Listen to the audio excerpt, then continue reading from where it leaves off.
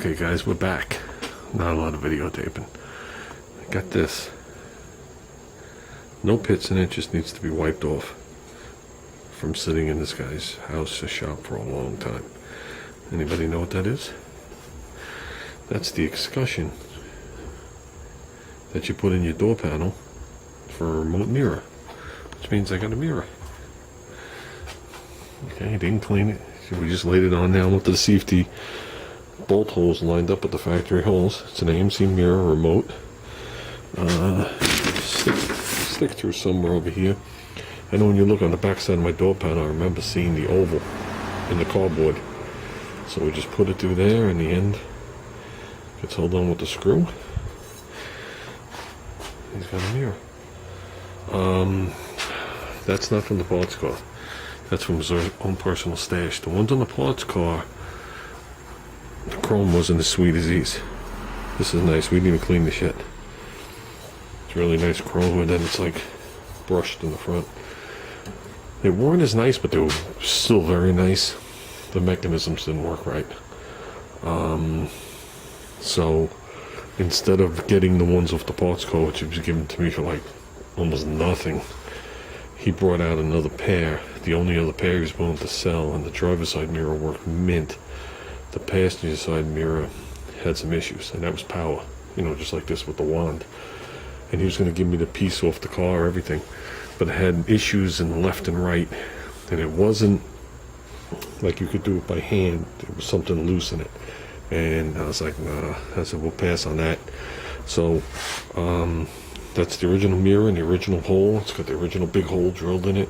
The only thing we have to do is swap out the screws. I grabbed these off the parts car, they're rusty, so we'll swap those two out with 2 stainless steel machine screws. We got this. We got the driver's side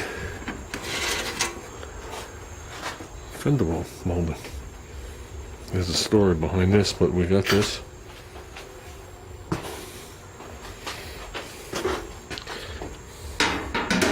If you remember, the other one was bent in half. Okay.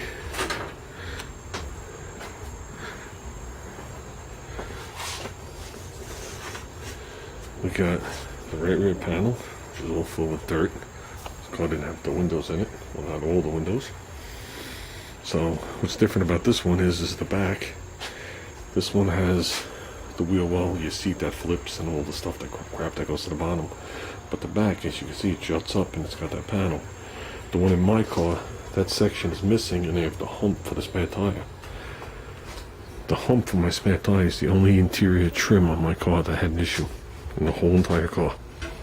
It was, since it was up in the sunlight, sitting back here, I'm not going to open the door, but it was sitting right up here in the sunlight on the other side, and the top got a little iffy. So I wound up putting a fender cover over it, and it's kind of like brittle. I'd like to repair it just to hold on to it, but a couple of years after this car was made, they did away with it. So this is 78, that's from an 80, red interior. So it was somewhere in that 79, 80 era where they took away that really flat space saver spare and went with a regular donut underneath, which is what I have in this car. And they went with that. So that's a nice piece to land in red. Okay, because I need red. So the fact that the car had the same color interior was just a miracle. So we did good there. He hooked me up on that part. And these. Nightmare heaven. If you look, that's the windshield still hooked on. Yeah. Had a piece of glass going to my arm. Shot across. Had to shoot like 6 feet and right into my arm. But other than that, we're good. I literally want from where this touches the body, I want the outer part and the flat in here. I want all that. So he said to me, cut it however I wanted. And the original plan was, when I spoke to him on the phone, is we were going to pop out the windshield, and I was just going to hack it at the bottom and then just come down the roof Okay, hack it across here and hack it down there and just take the piece. I won't hack the B-pillow. Well, the windshield was urethaned in, and he was trying to cut the urethane, and that wasn't exactly working. And even if we would have got a piece of wire in there, it would have been hell getting it out.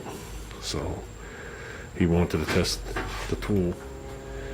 Yeah, so the windshield was urethaned in, and he wanted to try the tool that I used to pop these out, which are held in with butyl.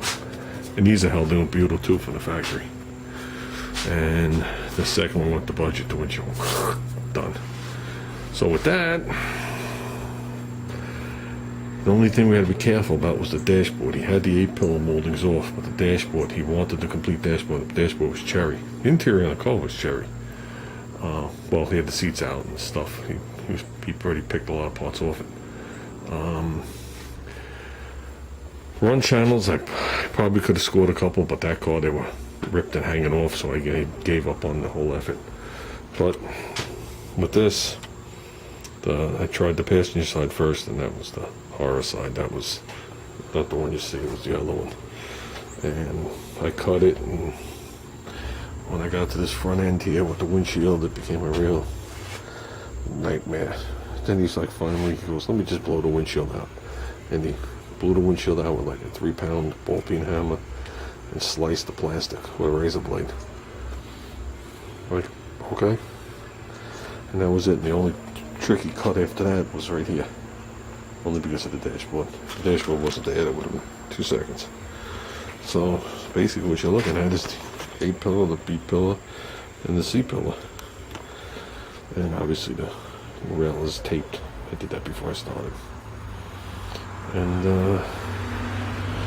not that nice in there. Not that nice in there. But I don't need any of that, so I'm not worried about it. What I need was all perfect. So we'll work on that. That has to be done. And I asked if he had a fender here. I took a gamble. And he had a fender that was a newer fender like this one. So that meant there was no undercoating on the inside. And the whole entire fender was mint, except it had the molding around the wheel well lip. And on the back side of the edge, it was rusty to the point where there was a couple of pinholes showing. So that means the fender wall lip would have been changed, as well as the headlight bucket. So I was like, yeah, forget about that. I already got a fender done. It's clean. That's just going to take a little blocking where I did the work. So we're good. And yeah, it was about 7 hours there and back. But we're good. What are you going to do? So this helps me out a lot. That helps me out a lot. Obviously this helps me out a lot, but there's still a story behind that. And that's an Eagle mirror, not a Concord mirror. An Eagle's the same car, but it's a nice mirror. That's all that matters. Right now we just have one. The other side, this car didn't have a second mirror. The other side just has the 2 holes drilled in there from when I put the mirror. I'm just going to fill them real quick and call it done. And we'll live with the one mirror. It'll be remote. It'll be good. It's clean. I said to Junior, the square matches the square headlights when you put it in. And the squareness of the nose. I said it'll blend right in like it should. So, with that said, we did good. Now I just want to set myself up and work on this. So, I'd like to come in here with a cutoff wheel. Just put a slice down here. Get this glass out of here. Good thing I brought a blanket.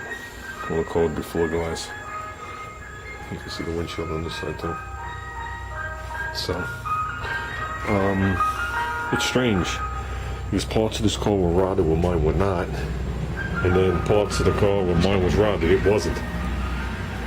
If I would have known, I would have cut all this out. And just made the one single patch on that side. So, and roof racks are totally different on an Eagle.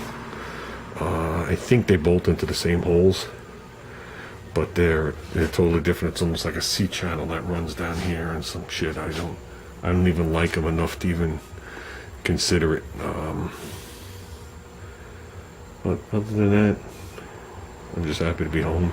Now I'm going to go sit down, relax, make a video, and take a little bit of a break.